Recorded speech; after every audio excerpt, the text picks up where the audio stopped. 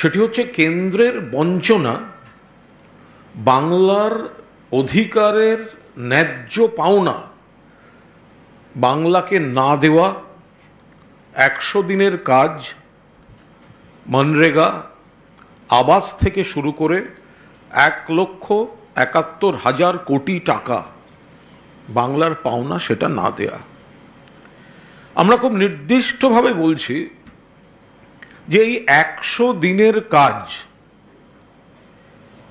শ্রমজীবী মানুষের জন্য, তাতে গত 3টি আর্থিক বছরে কেন্দ্রীয় সরকার এক নয়া পয়সা দেয়নি, কারণ 2021 সালের বিধানসভা নির্বাচনে তারা পরাজিত হয়েছিল, বিজেপি পরাজিত হয়েছিল, প্রতিহিংসা থেকে রাজ্যের টাকা দেয়নি। অভিষেক বন্দ্যোপাধ্যায় শ্বেতপত্র প্রকাশ করার দাবি তুলেছিলেন।